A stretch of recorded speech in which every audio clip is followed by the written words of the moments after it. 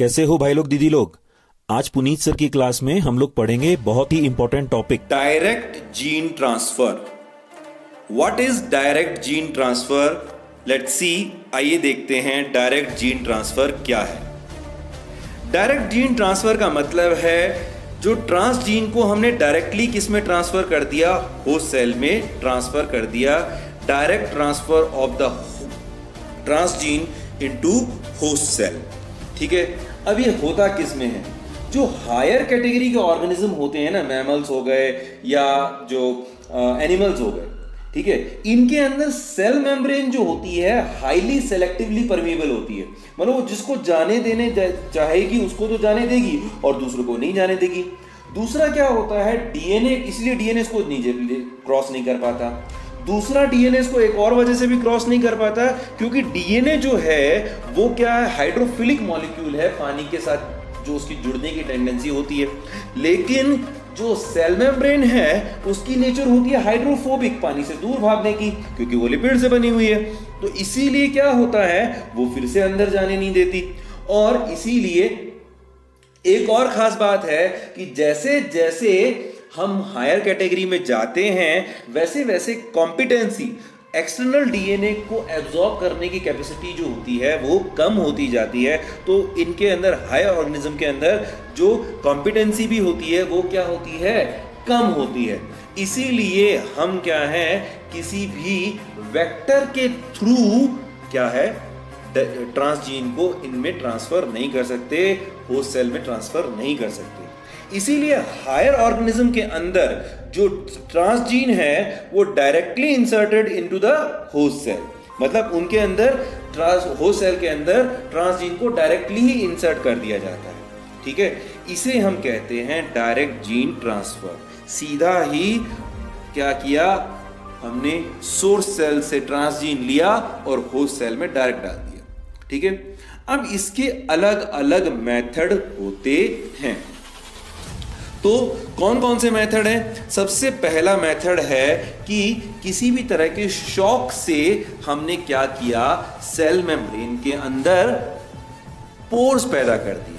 अब ये शॉक कौन कौन से हो सकते हैं? ये शॉक हो सकते हैं इलेक्ट्रिक शॉक, ये हो सकते हैं केमिकल शॉक, ये हो सकता है थर्मल शॉक। सबसे पहला आता है the development of the pore by electric shock, that is called electroporation.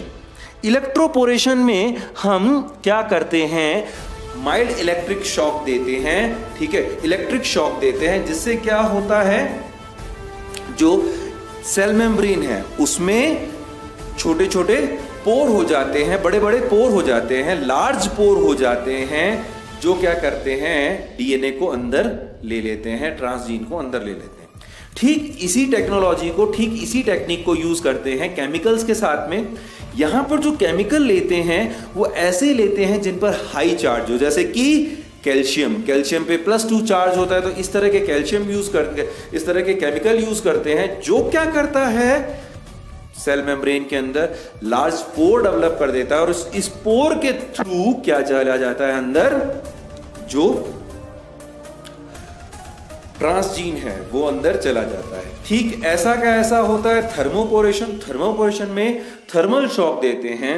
सबसे पहले सेल को बहुत ज़्यादा ठंडा करते हैं, फिर उसके बीच उसको गर्म करते हैं। ठीक है, उसे अचानक से जो नॉर्मल टेम्परेचर, थोड़ा सा ज़्यादा टेम्परेचर करके उसे शॉक देते हैं, तो क्या होता है, फिर से सेल के मेम्ब्रेन के अंदर क्या पैदा हो जाते हैं, पोर्स पैदा हो जाते हैं। और ये पोर्स क्या करते हैं, एक पैसेज दे देते हैं ट्रांसजीन को अंदर जाने के लिए। तो ये तो कॉमन सा था। इसके बाद आता है लिपोसोम। लिपो यानी लिपिड, सोम यानी बॉडी, यानी ये लिपिड बॉडी होते हैं, लिपिड के गोले होते हैं, फैट के गोले होते हैं, और जिनके अंदर क्या होता है, डीएनए होता है। दरअसल एक नॉर्मल डीएनए को, एक नॉर्मल जीन को, एक नॉर्मल ट्रांसजीन को सेल मेम्ब्रेन अपने अंदर घुसने नहीं देगी, जिसके मेन 3 वजह हैं, मैंने आपको तीनों बता रखी हैं। ठीक है, कौन कौन सी 3 वजह थी? एक तो कि डीएनए हाइड्रोफिलिक है, दूसरा क्या है, सेल के अंदर जो है टोटिपोटेंसी कम हो सकती, कॉम्पिटेंस कम हो सकती है, और तीसरा हमने बताया था कि जो हायर कैटेगरी के ऑर्गेनिज्म हैं, जो हायर कैटेगरी ऑर्गेनिज्म होते हैं, उनके अंदर सेल मेम्ब्रेन जो होती है सेलेक्टिवली परमिएबल होती है, ठीक है, जो जिसको जाने देना चाहेगी उसे जाने देगी। तो यहाँ पर परेशानी ये आती है कि सेल मेम्ब्रेन एक ट्रांसजीन को अपनी मर्जी से अंदर जाने नहीं देगी, उसकी ये टेंडेंसी रहेगी कि ये ट्रांसजीन अंदर ना जाए, ठीक है। सेल मेम्ब्रेन किससे बनी होती है? लिपिड से बनी होती है। तो यहां हमने डीएनए को किस में डाल दिया? ट्रांसजीन को किस में डाल दिया? लिपिड के एक गोले के अंदर डाल दिया, ठीक है। ये जो यहां पर ये गोला दिख रहा है, ये क्या है? ट्रांसजीन विद लिपिड है, इसे हम लिपोसोम कहते हैं। रेड कलर का क्या है? लिपिड है, और ब्लू कलर का डीएनए है, यानी ट्रांसजीन है। अब इसे हम सेल के पास लेके जाएंगे तो सेल, ये लिपिड जो है वो सेल वॉल के, सेल मेम्ब्रेन किससे बनी है? लिपिड से बनी है। तो ये दोनों एक ही सब्सटेंस से बने हैं, तो ये इसे एब्जॉर्ब कर लेगी और साथ में अंदर ले लेगी, ठीक है। लेकिन इसके साथ में क्या अंदर चला जाएगा? जीन भी अंदर चला जाएगा, ट्रांसजीन भी साइटोप्लाज्म की तरफ मूव करने लग जाएगा, और एंड में ये कहाँ पहुंच जाएगा? अंदर पहुंच जाएगा। इसको यूं समझो कि कभी कभी पिछले, जब बचपन में आप छोटे थे तो क्या था, आपको मम्मी दवाई खिलाती थी और आप नहीं खाते थे, तो मम्मी उस दवाई को, जो दवाई आप जब नहीं खा रहे दवाई के फॉर्म में, मम्मी आपको टॉफी के अंदर लपेट के दे देती थी, ऊपर से चीनी रख के दे देती थी। तो ठीक यहाँ पर हमने क्या किया? लिपिड के अंदर लपेट के सेल को क्या खिला दिया? ट्रांसजीन खिला दिया। ये सिंपल तरीका था। इसके बाद में आता है माइक्रो इंजेक्शन। माइक्रो इंजेक्शन एक बहुत कॉमन सी जो है तरीका है। इसमें दो पिपेट यूज करते हैं हम लोग, दो पिपेट यूज करते हैं। एक पिपेट होती है माइक्रो पिपेट, जो कि ट्रांसजीन को होस्ट सेल के अंदर डालती है, और दूसरी होती है होल्डिंग पिपेट। इसका मुंह थोड़ा मोटा होता है और इसमें हम सक्शन करके होस्ट सेल को चिपकाते हैं, ठीक है। ये जो है होल्डिंग पिपेट है, ब्लू कलर की जो दिख रही है होल्डिंग पिपेट है। इसे सकिंग पिपेट भी कहते हैं, क्योंकि इसमें थोड़ा सा वैक्यूम क्रिएट किया जाता है ताकि होस्ट सेल इससे चिपक जाए। इसका आगे वाला मुंह जो होता है बड़ा होता है, चौड़ा होता है, ताकि होस्ट सेल इससे चिपकी रहे। अब होस्ट सेल फिक्स हो गई, माइक्रो पिपेट के थ्रू हम क्या करेंगे? ट्रांसजीन सीधा न्यूक्लियस के अंदर डाल देंगे। तो ये क्या कहलाता है? माइक्रो इंजेक्शन कहलाता है। और ये बहुत माइनर लेवल, बहुत एक जनरल काम होता है, बहुत इसको सावधानी से करना होता है। इसके बाद में अगला आता है बायोलिस्टिक गन और जीन गन।